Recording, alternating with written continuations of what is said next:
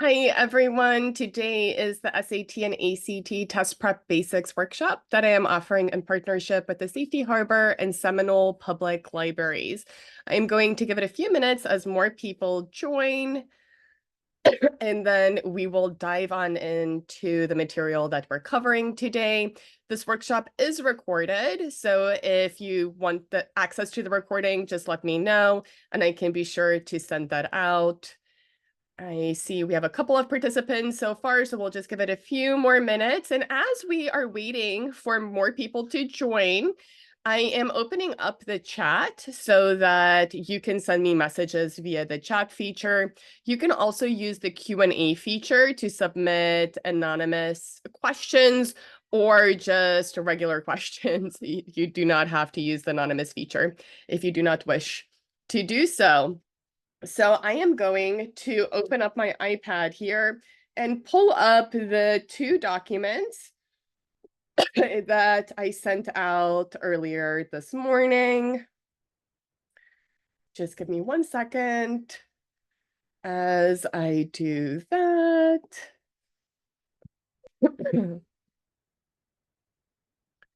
Give me 1 second. I'm just going. So the first document is the comparing the SAT and ACT document. And the second document is SAT and ACT Prep Basics. So I have the first one ready to go here, and I'm just going to pull up the second one also. And I am sick, so excuse my cough today. Luckily, germs are not contagious via Zoom, the one benefit or one of the many benefits of being virtual. So I'm importing those two notes. I think that's enough time to give everyone a chance to join. Remember that you can see me.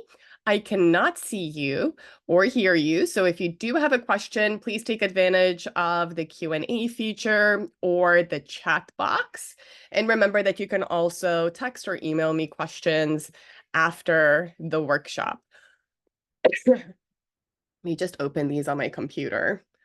Also, give me 1 more second and we'll dive on in here.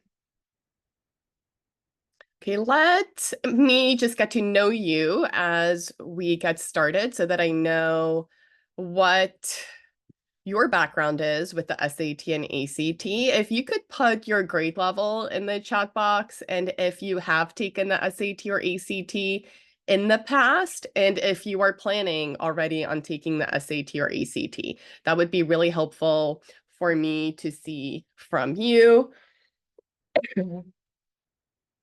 And let me share my screen here so that you can also see what I am looking at. So SAT and ACT Test Prep Basics, let's look at this document as I wait to see if anyone has any questions and also to see if you have ever taken the SAT or ACT and which test you are planning on taking if you're already planning on taking one. So as you may know, the SAT went completely digital this year. Last year in 2023, they were still offering some paper tests, and then they were also experimenting with the new digital SAT. While this year in March of 2024, the SAT went completely digital. So if you take the SAT now, it will be the new updated digital SAT. The next SAT will not be until August 24th. And then it will be offered again in October, November, December, then next March and May. The ACT will be offered this July. So if you are, let's say, going into your senior year, I would definitely consider taking that July 13th ACT. Even if you ultimately are planning on taking the SAT just to see if you can get a good score on record. And then the ACT will be offered again in September, October, December, and then February and April. So you can see they are kind of staggered here, right? You can almost take an SAT every single month between the ACT and the SAT. Should you do that? Probably not, but you could if you really wanted to. So I have this pulled up on my iPad now, which is my preferred way to share. So I'm just going to share it through here. So just to recap some of the things I just mentioned, I would plan on taking the July 13th SAT if you are graduating in 2025, even if you are ultimately planning on taking the SAT. And the reason for that is that the SAT just switched to being a digital test. For the most part, I have seen that it's really beneficial for students. I really like the new digital SAT, but it's not a bad idea to take that July ACT just in case the new SAT is not a good fit for you, especially if you are entering into your senior year. If you are going by raise of hands, how many of you are seniors? I don't want to mention too many things about seniors if none of you are seniors. So I see one hand that's a senior. So if you are a senior, you should also be signing up now for that August 24th SAT and possibly even that October 5th SAT, because those will be SATs that you can submit with your college applications. And now is also a great time to start looking at how late in the year you can take the SAT or the ACT and have it still count towards your college applications. I would say for most schools, you are safe until the November SAT. I can't think of any school that doesn't take the November SAT. And then a lot of schools still take those December tests. They still accept those. But for the most part, the spring test, so the March and May or February and April for the ACT test, will not count towards your college admissions. Now, for Bright Futures, and I know I'm saying a lot and I'm trying to say it quickly so that we can cover a lot of ground here. For Bright Futures, you have until the summer after you graduate to achieve the Bright Futures score, or it's the summer of the year that you graduate. That might be a better way to think of it. To achieve the Bright Futures score that you need. So let me give you an example. If I have a high school senior who just graduated in May, that high school senior could have taken the June SAT that was just about a week ago and have that SAT still count towards their Bright Futures eligibility. So that's a good thing to know too. Of course, it's beneficial to take all of these tests as early as possible so that they count towards college admissions and other scholarships and not just Bright Futures. But it is good to know that you have plenty of time to get your score up to the point that you need for Bright Futures. I have worked with so many students, especially seniors, that just need 10 extra points for Bright Futures, and some of them do achieve those 10 extra points in May or June, the year that they graduate. It's kind of tough for them to focus and push through when they have already graduated or they're about to graduate and now they have to study for the SAT just for Bright Futures, but it's so worth it. Where did my other note go? Let me make sure that's on Do Not Disturb. I just imported this one too, so I'm just going to open that. And Notability and grab a cough drop, and hopefully my voice lasts for the hour. Okay, so I tried to make this document as concise as possible, but also as thorough as possible. It is a challenge comparing the SAT to the ACT because it's not just comparing apples to apples. Their structure is considerably different. So we really have to find a way to break it down. So I'm going to point a couple things out about this document before we start going through it. So for the English section of the ACT, that's basically like the grammar section. That for the SAT is going to, and what happened here? Something, oh, I may have to, something weird happened. I will send out an updated version of this document. Something strange happened with the import, which probably, or with the export, happened to you too. but we will push through and make it work. So for the SAT, it's included in the reading and writing modules. For the ACT, it's its own section. So here you can kind of see. For the ACT, it's its own section, 45 minutes. Well, it's not the reading, like this. 45 minutes, 75 questions, revising and editing, grammar and punctuation, logical structure, and rhetoric. For the SAT, that is included in the reading and writing section. For the ACT, it's a separate section. The same happens with the SAT reading. Oh, so all that happened here, and this might help you, just draw a line right here. This is together right there under the English. That's why the formatting. This should have been moved up just a little bit.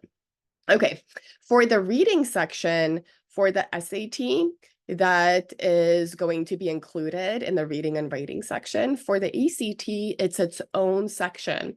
It's 35 minutes, 40 questions, and it's a standalone section. So remember, for the SAT reading is included in the reading and writing section. So you'll note that for the ACT, there is no reading and writing section because it's covered separately in two separate sections. So that's, I think, the most confusing part between the SAT and ACT. And that will allow us to cover everything else and have it be a little bit less confusing.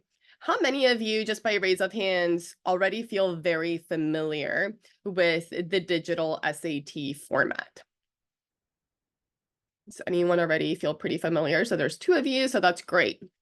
So the SAT now consists of 2 sections. So you're going to have the math section and the reading and writing section. And each of those sections are split up into 2 modules. So we're going to have module 1 and then module 2. And how you perform in module 1 determines whether you are going to get an easier second module or a harder second module. So the first module is a mix of easy questions, medium questions, hard questions. And the second module is going to be more refined. So if you missed a lot of hard questions in the first module, you're not really going to see hard questions in the second module. If you do not perform that well in the first module, so you miss a lot of hard questions, your score will become capped. So there is no way to get an 800 in reading and writing or an 800 in math if you are being shuttled into the easier second module. How many of you have taken the new digital SAT? Just by a raise of hands. You've taken it and you have a score on record. So I see 2 hands. If you are comfortable with sharing this information, and then it's okay if you don't want to raise your hand, did you feel when you took the new digital SAT that your math score was lower than what you would have expected or wanted for math? So I see 1 hand, 1 person's comfortable sharing that. And I've noticed that with a lot of students. So I'm going to lower all of your hands. For the student that said yes, the math score was lower than what that student would have liked. Did you take Algebra 1 in middle school by any chance? And you did, and that's a pattern I am really noticing with students. So historically, long before the SAT went digital, students who took Algebra 1 in middle school, and it's great to take Algebra 1 in middle school. It does set you up for higher level math in high school so that you can take pre-calculus and calculus. However, with the SAT especially, there is so much Algebra 1 on that test. So if you are missing those questions, then you are most likely getting shuttled into the easier second module, which is really stunting your score, so to speak. So I have seen remarkable score increases recently with the new digital math section of the SAT once students refresh that algebra content and then they retake the SAT, because it then shuttles them into the harder second module, and you most likely have already taken pre-calc or you're currently taking pre-calc, so then you are getting those questions right, which you may not even see if you were shuttled into the easier second module. By a raise of hands, did that make sense to most of you? Let me just see some hands. So I see some hands, and I know this is a little bit nuanced and complicated, so it's okay if you do not fully fully understand that, because it is really tricky. Okay, so SAT, it's now digital. You have 2 sections. Each section has 2 modules, and they are adaptive. The SAT has the reading and writing section, and then also the math section. And then for the ACT, you could get either the paper ACT or the digital ACT, but those tests are pretty much the exact same for the ACT. So the ACT, as of right now, is not becoming an adaptive test. So whether you write it or take the test on paper or digitally, it's the same test. So the ECT has the English section, which is basically grammar. You could think of that as grammar. Then it has the mathematics section, which, just like the SAT math section, it's very similar in that way, or there are a lot of similarities. Then we have the reading section, and the ACT has the science section, and I'm going to make this, let's see if it lets me a nice orange, because that is not on the SAT. Scientific concepts are tested throughout the SAT. They do not dedicate a single section to it. Now, with the new digital SAT, they did really look at having students' best interest in mind as much as they could. So the test is now only 2 hours and 14 minutes, which that is such a fast test for such a big standardized test. 2 hours and 14 minutes, not that long. The ACT is 2 hours and 55 minutes. So the ACT is a little bit longer. And the SAT has a score from 400 to 1600.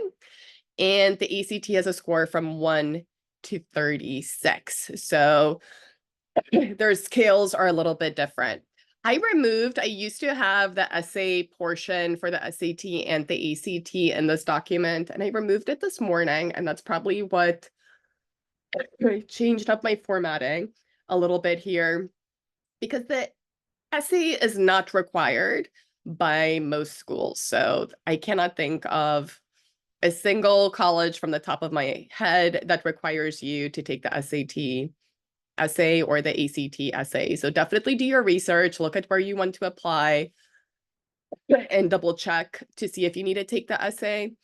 But for most schools, you do not. So I removed that from here so that we just focus on what applies most to most students. Now, the English section for the ACT, and we could call English standard English conventions for the SAT. So if you looked at an SAT score report, it would be noted as standard English conventions. I would say it's the easiest area to improve on for both tests. So we're going to make a note here. This is the easiest area for improvement. You are going to see the most improvement for the least amount of studying with English grammar questions for both tests.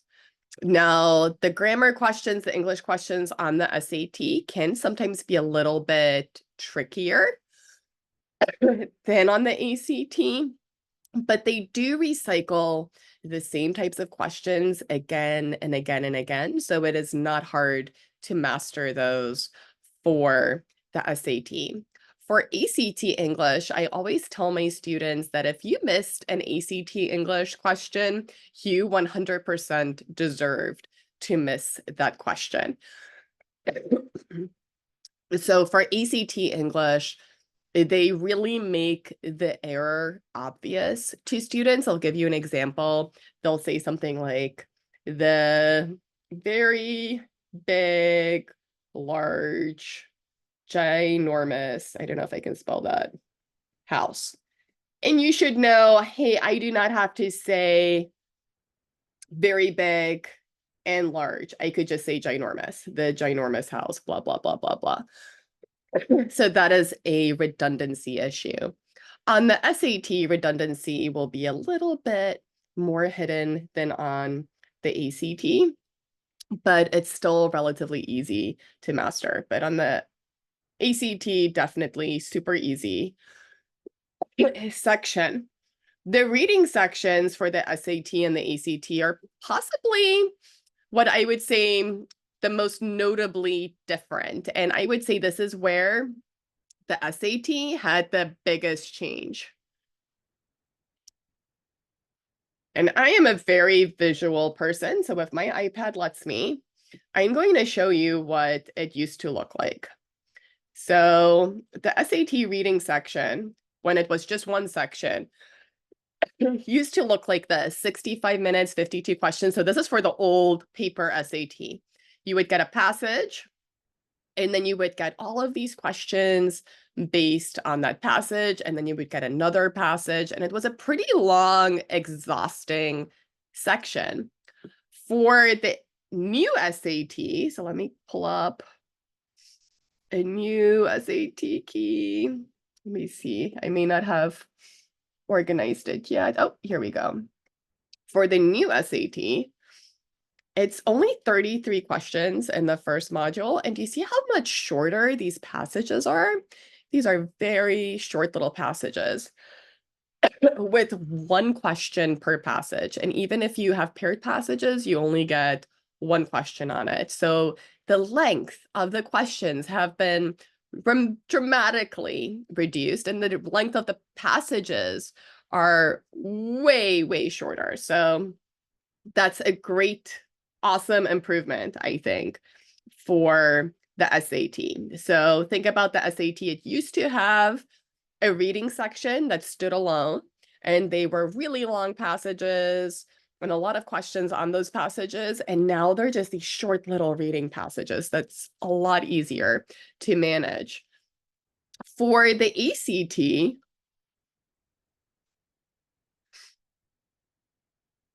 let's pull up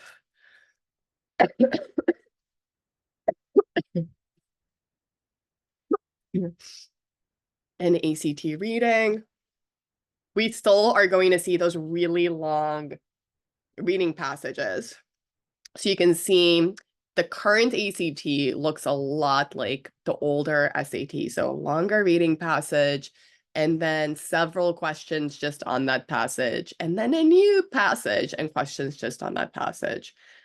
Now, I find ACT reading to be relatively easy. So it's very much just playing a game of Where's Waldo and finding those answers, I'd say for 90% or more of the ACT reading questions. But they do not give you a lot of time for those questions. So you can see here, just to compare the two, and I usually like everything to be much more streamlined when I'm teaching a concept. But as I said earlier, the SAT and ACT, we're no longer comparing apples to apples. So it's kind of tricky to compare the two. But for ACT reading, you have 35 minutes for 40 questions. So you have less than a minute per question, and you have those longer passages and then a bunch of questions on those passages. For the SAT reading, you have 64 minutes and 54 questions. So you have 1 minute and 11 seconds per question. So you have a lot more time. I can actually calculate your 35 minutes divided by 40. This gives you 52 seconds per question. Not a lot of time. So you get almost 20 seconds more per question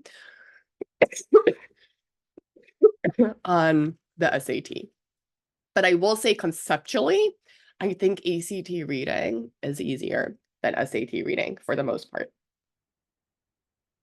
But what makes it hard is that you have so little time. Do any of you get extra time on the SAT or ACT by a raise of hand? So no one joining me live, but if someone watches this recording later, if you do get extra time for standardized testing, then the ACT may be a better test for you, since conceptually, at least for the English section and the reading section, I think it can be a lot easier than the SAT, especially if you have extra time. But if you do not have extra time, then I think it evens out pretty well. Now let's look at reading and writing for the SAT. So it covers all of these different concepts all in one section. Mainly, you are going to see questions that deal with the passage and questions that just deal with grammar. And I'll show you the difference here. So here we have a little passage and it says, according to the text, what is true about mother? So that is just reading comprehension, right? Or look at question number 11 here. Which choice best states the main purpose of the text? Whereas here we have grammar, right? Which choice completes the text so that it conforms to the conventions of standard English? And it's really clear when they're switching between grammar and reading comprehension so that you can follow along, but it's all mixed in one section. And then I'm going to kind of skip from reading and writing to science, because science is pretty much included in the math section and the reading and writing section for the SAT. For the ACT, it's a standalone section. So if you are trying to decide, do I take the SAT or the ACT, and you're not a senior that I'm going to tell, you know what, I think you should take the ACT this summer regardless, just to try it out, see where you go with your score, I would start by taking a timed science SAT section and a timed math ACT section. So I would start by taking timed math sections and timed science sections for the ACT, see what you score, and then take a timed SAT reading, SAT math section, and then compare those scores. Even if the ACT feels easier and is easier in some ways, the SAT is going to test you on fewer concepts. So the ACT you could think of as broader in scope. So the ACT will cover things like permutations, combinations, matrices that you will never see, or I have never seen. I'll say knock on wood, I have never seen those on the SAT. So you have to master more concepts to master ACT math, and they may not all appear on every ACT math test. So you may spend time studying permutations and then you take an ACT that doesn't even have permutations on test day. So I'll write those out for you here. So matrices, permutations, combinations, advanced statistics don't appear on the SAT. They're all going to be on the ACT. So if you are not already in advanced math or feel really comfortable with those topics and you can be really fast with them, look at those time comparisons there too. You have 1 minute and 35 seconds per question for SAT math. You only get a minute per question for ACT math. So I would definitely, before you take full-length practice tests to compare your score, just take the math and science sections and make sure that you time them.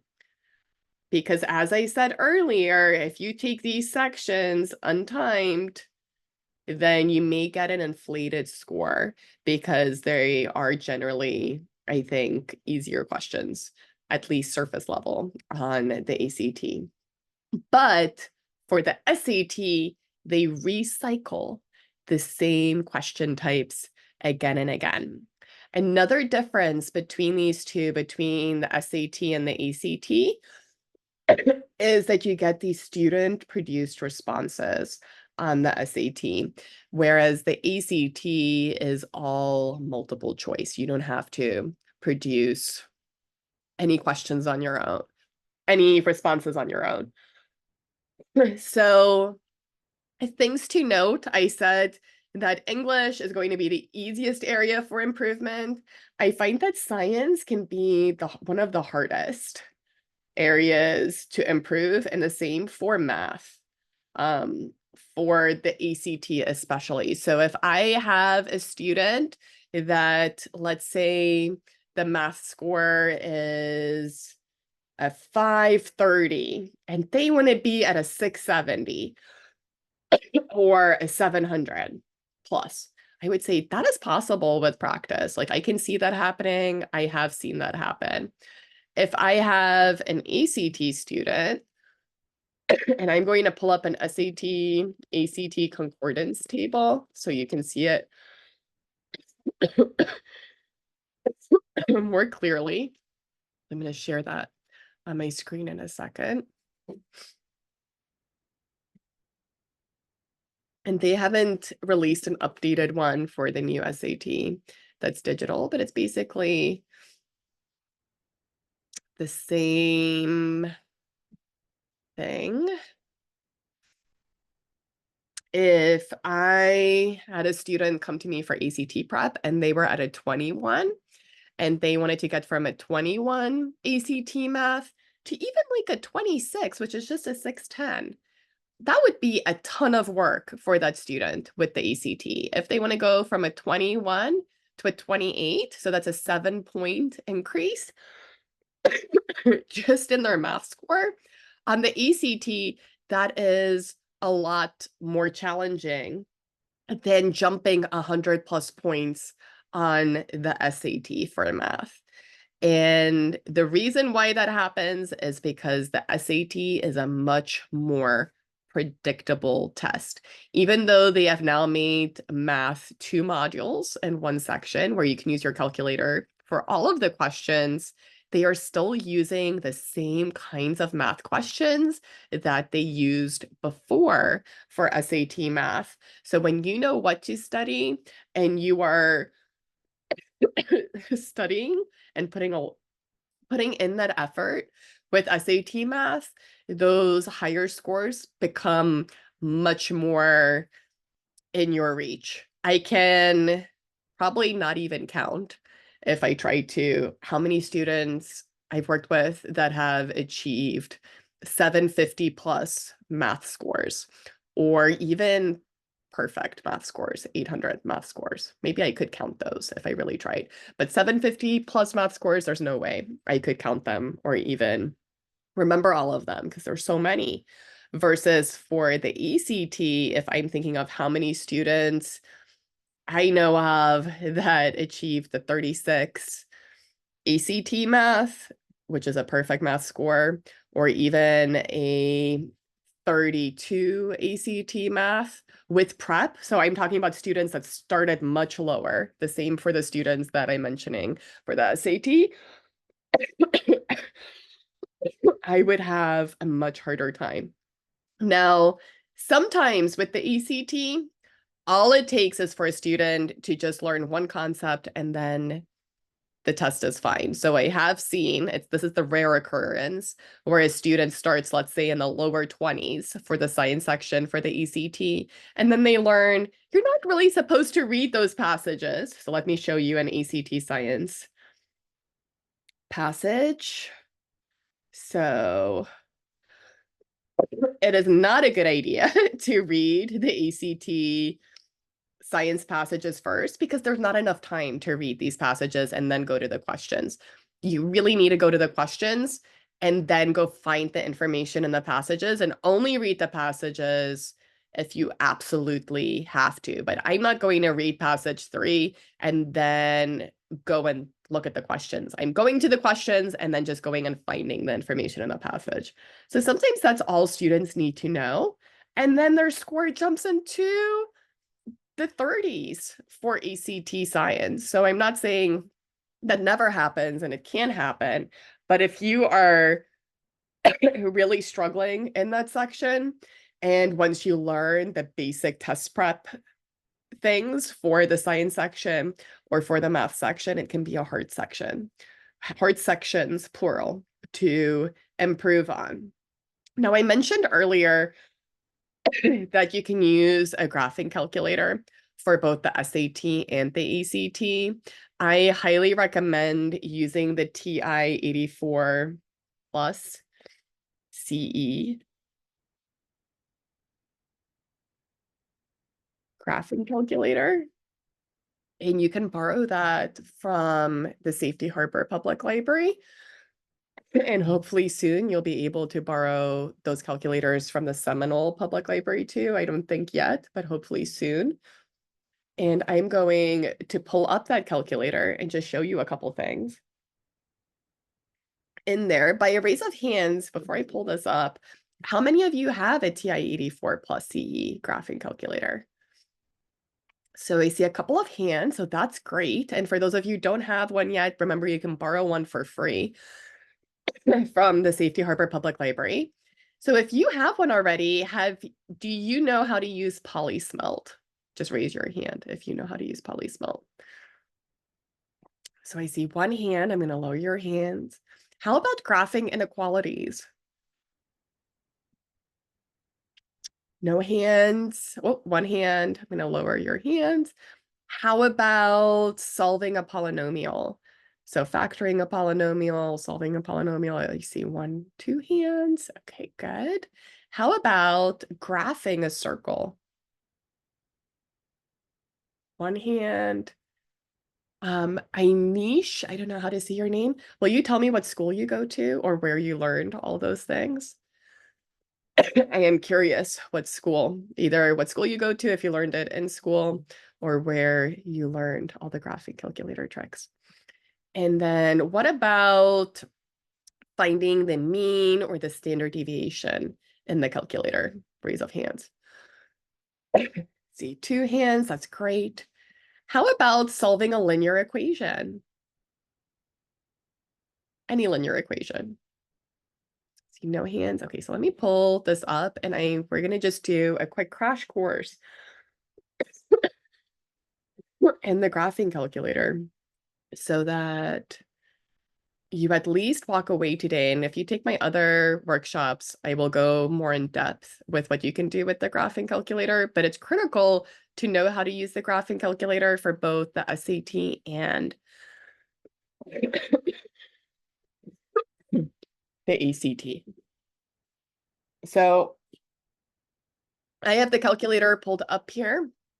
We go to apps and I go down to Polysmelt and I can go to simultaneous equation solver, 2 equations, 2 unknowns. I'm leaving the rest alone. You can have either auto or DES. I'm going to do auto. To go next, I'm going to press graph. And you can put in any system of equations here and then press graph to solve for your X and your Y. For polynomial root finder, we are mainly going to put in quadratics. For the SAT, sometimes cubic functions. So the order is just the highest degree. So the biggest exponent for a variable. in the polynomial. So on the SAT, we're mainly going to see an order of 2 in real solutions. On the ACT, you will sometimes see an order of 4 or 5 in A plus BI solutions. And then you just press graph to go next, and you put in the polynomial, and you press graph. Ooh, this is one where no real roots. This is one I did earlier. So I'm going to put in an easier one. I'm going to do just 1x squared plus 6x plus 9, and then press graph, and it gives me x equals -3. So that factors to x plus 3 times x plus 3. Second mode quits out of that. If I go to apps and I go to conics and circles. So on the SAT, you're just going to use conics circles. For the ACT, you're also going to use conics ellipses and hyperbolas. So remember I said for the ACT, the math scope is bigger than for the SAT. Let's say you get a circle equation that's in the second form. If you were not using a graphing calculator, you would need to complete the square in order to solve for the center and the radius for this equation. With the graphing calculator, do you see at the top, it says press alpha solve or graph? So I can either press graph and then the trace button and move in a counterclockwise direction here, or I can press alpha, which is the green button, and enter, which is the solve button, and it gives me my center and my radius without having to do any math. So I'm going to press second mode to quit out of that and go to y equals. Right now, if I go to y equals, I just get that little flickering box that appears. If I go to apps and I turn on n equals and press enter, if I go to the left here, I'm going to get a big flickering box, and I can press enter and then change that equal sign to an inequality symbol. And I'm just going to put in a random equation here. And if I press graph, it graphs and shades for me. How nice is that? So I could put a system of inequalities in here, and they will solve that for me. So I'm going to say -x plus 8. So there's my system and there's my overlap, so I can see my solution. I'm going to go to apps and turn off n equals. Whoops, apps, n equals, and then quit. How many of you, by a raise of hands, have used the I button in the calculator? So I see one hand. So if I had an expression containing I, like let's say I had 2, or I'm going to say 2 divided by 3 minus 8 second period. There's my I. And then going super fast through these, I cover all of these calculator tips again in the calculator workshops that I offer in partnership with the libraries later this summer. So don't stress about having to absorb all this information. I will cover it again. And I also cover it in detail in the course that I'm offering later this summer. So I divide by that. Without a calculator, I would have to multiply the numerator and the denominator by the conjugate by 3 plus 8i. With a calculator, I just put it in there. I go math frac, and it solves that expression for me. It's as if the calculator performed the conjugate without me having to do anything. We can go to math here, and there's so many fun things within math. We could find the nth root. So I could find the 6th root of a number fairly easily like that. I can, for the ACT, use the summation symbol. That is not on the SAT. And for the ACT, find a log with any base. That is also not on the SAT, only the ACT for summation and log base. And I've also only seen piecewise functions on the ACT. I've never seen them on the SAT.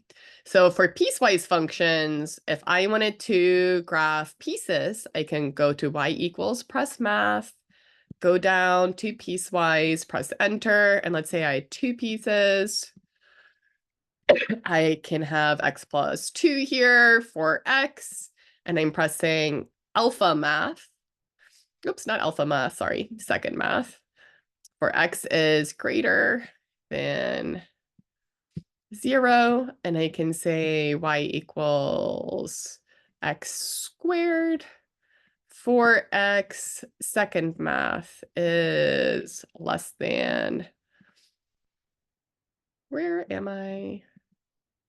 Come on, there we go. -5.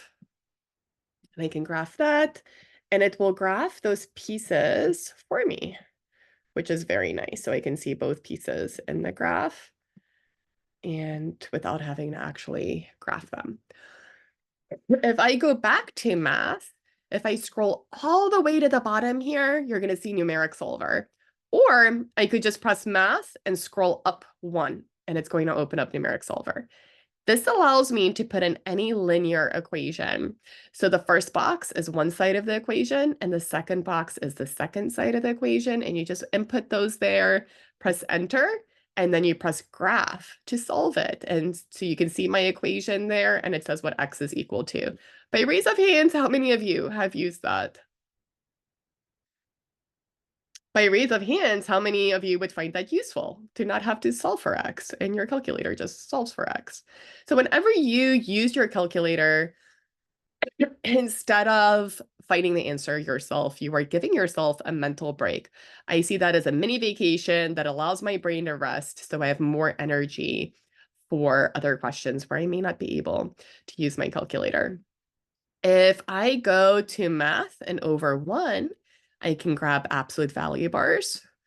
So I could put an absolute value expression in here and it will calculate it for me. Or I can go to y equals and graph an absolute value expression. It will graph it for me. I can also go to math and find the least common multiple or the greatest common denominator for the ACT. For the SAT, we do not use those.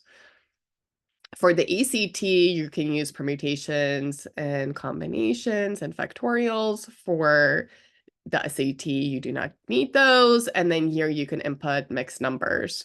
So if I needed to add 5 3/8 to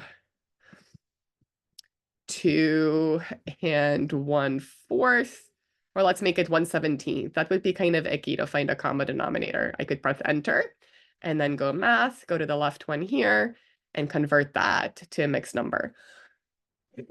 The more comfortable you get with your calculator and using some of the things that I just showed you, the more your math score will increase. Now, we have a few minutes left, and I want in that time to actually just have you take a peek at some of the worst SAT math questions. Let me just go grab them. That makes students not like the SAT when they first start practicing because they feel super hard to do. And the SAT can be hard to navigate in that way sometimes when questions are just so challenging and students feel so lost. But once you learn to master them and you learn the pattern for the SAT, that they reappear just in different forms again and again and again, they can become some of your favorite questions. So I'm going to pull one up on my iPad. There we go. Because I did a lot of SAT bashing earlier, but just know ultimately the SAT is my favorite test out of the two.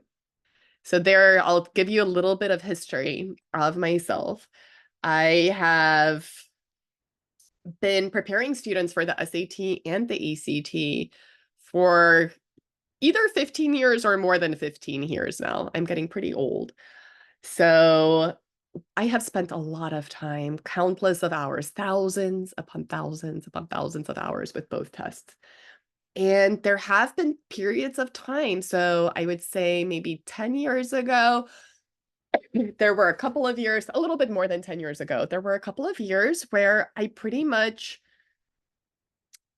sent all students to the ACT. The SAT was out of 2,400 at that time. Do any of you remember that? The SAT being scored out of 2,400. Back in the dinosaur era, that's how long I've been around. So it was out of 2,400, and the questions were awful. They had these document-based analysis questions that were very challenging and not fun for students to prepare. So there were quite a few years where I steered pretty much all students to the ACT and not the SAT. And then the SAT changed and it became my preferred test. And now the SAT changed again when it became digital. And there were a few months where I did not offer the SAT Pro course, which I have offered every year since 2000, multiple times a year. So I took my first break from offering that course. And I only met the students one-on-one, and I was assessing, do I still like the SAT? What do I think about these changes? And whether I like a test is not just how I find the questions, do I enjoy the questions? It's how easy is it to teach students how to master these concepts? If it is not that easy and students just are having a hard time mastering the concepts, then it's not my favorite test because I want you to have a positive test taking experience. So I'm not going to look at these today, but look at this one. This, you could put the numerator and the denominator in your calculator, and it will solve it for you. And then you just go math and then frac, and it will convert it to the right answer choice for the SAT or the ACT if you saw a question like that. How nice. Without knowing anything. But here's one of the question types that students just really don't like on the SAT when they don't know how to solve it. By raise of hands, how many of you know how to solve this now easily? You just look at it and you're like, I know how to solve that. So no hands. So that's great. You're all going to learn something today. And I think the ACT has been borrowing this question type lately. So even if you end up taking the ACT, this will still be valuable information. So they have two equations here in standard form, the AX plus BY equals C form. And they say A and B are constants. And there's infinitely many solutions. What is the value of A over B? Infinitely many solutions means that that's one line on top of another line, and it's the same line. So think about y equals mx plus b. We have the same slope and the same y-intercept that they touch an infinite amount of times because it's one line on top of another line, and it's the exact same line. We get the slope from the x and y coefficients here. So my x and y coefficients give me my slope. So I'm going to completely ignore my y-intercepts because they're just asking me about the slope, about A over B.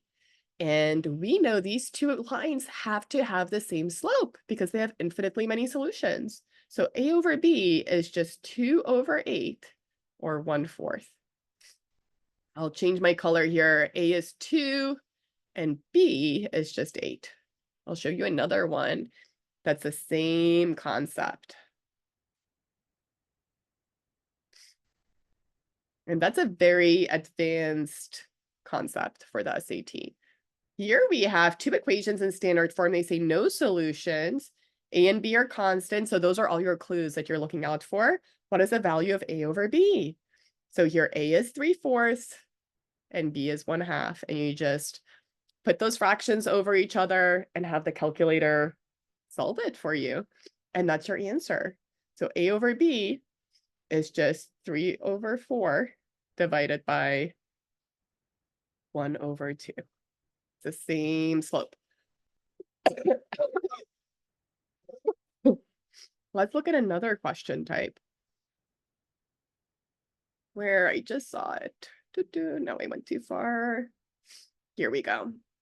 So this question actually appeared on a real SAT that was administered a few years ago. So I had actual students of mine get this question on the SAT, and students that prepared with me before they took that SAT got this question right super quickly. Students that did not prepare with me before that SAT missed this question even though they tried to use substitution or elimination because they just did not have time to properly do that. I'm going to give you a minute to attempt this on your own, to think through what you would do. And then I'm going to show you. So here we have clues 2. 2 equations in standard form. But our biggest clue, and this is a clue all over the SAT, is they're asking for a variable expression for 5x plus 5y. So it doesn't really matter what x equals, and it doesn't really matter what y equals. We just need to find 5x plus 5y. So we can simply add these 2 equations together without manipulating them, and we get 5x plus 5y equals 2,500. And that is the answer there, which is 2,500, and you're done. And the clue to look for is that they want a variable expression.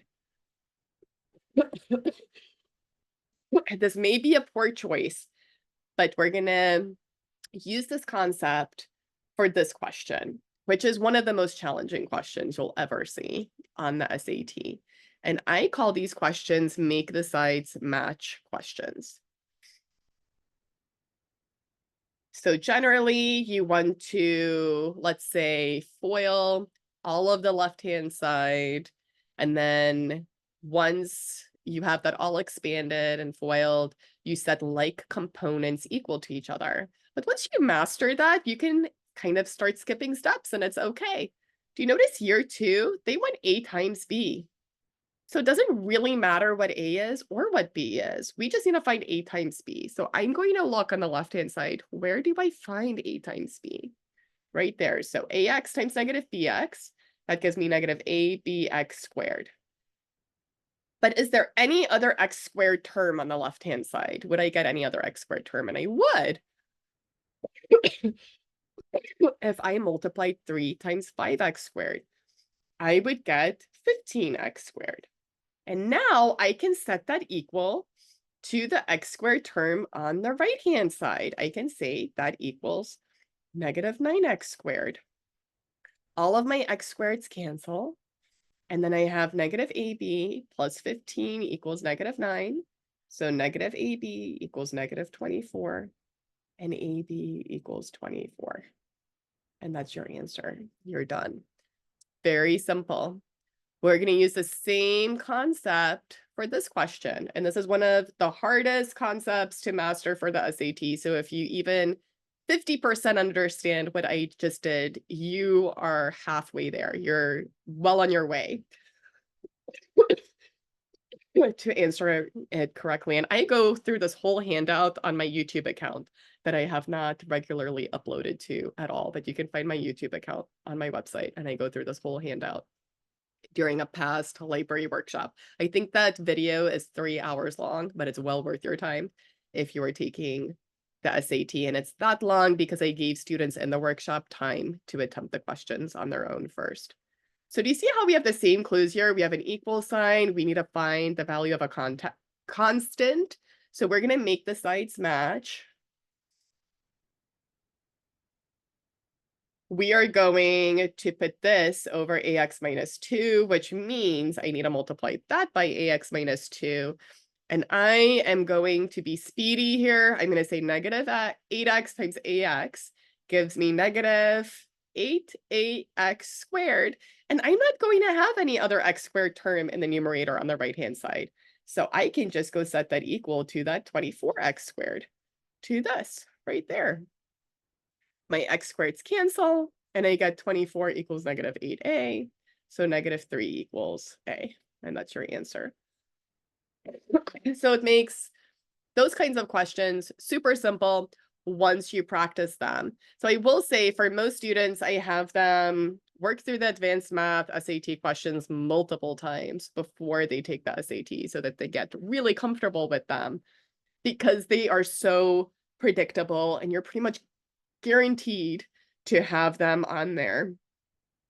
For the ACT, I'll show you, we won't work them out because we're out of time here. You're sometimes going to see questions like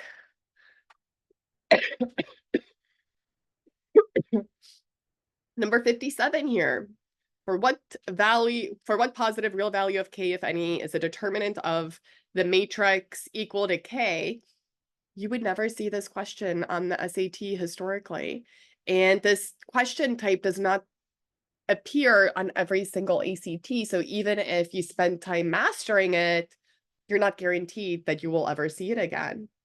The same for this question that has to do with the unit circle. It may be on your ACT or it may not. So you really have to basically all the questions, even this probability question, number 56. When we look at the hardest questions from another ACT, they're going to look completely different. I'll pull up another one just so you can see the difference. They're not that predictable on the ACT, so you have to study different types of concepts. So here we have that trigonometric identity on there for 60. That's not on the other ACT that I just showed you. We have some more probability. We have that inequality graph with the empty set, which was not on the other ACT. So you're getting a wider variety of challenging question types. Whereas with the SAT, it's a smaller variety that's recycled again and again and again, and you're totally able to master it. Does anyone have any questions before I end for today? I don't see any questions. I am going to put a link in the chat box for an anonymous program evaluation. If you found today's workshop useful or not useful, it helps me to hear your feedback. So I'm putting that in the chat box there. I'm also going to show you how to find it on my website. You can go to carlaberry.com and then go more, and then just here to program evaluation. And then you can put your feedback in there. And this is really useful to me when I'm evaluating which workshops I'm offering in the future, and if I will be offering the same workshop again to other students. I hope that you all have a great weekend. Stay happy, stay healthy. I hope to see you back here for the other workshops this summer. Have a great day. Bye-bye.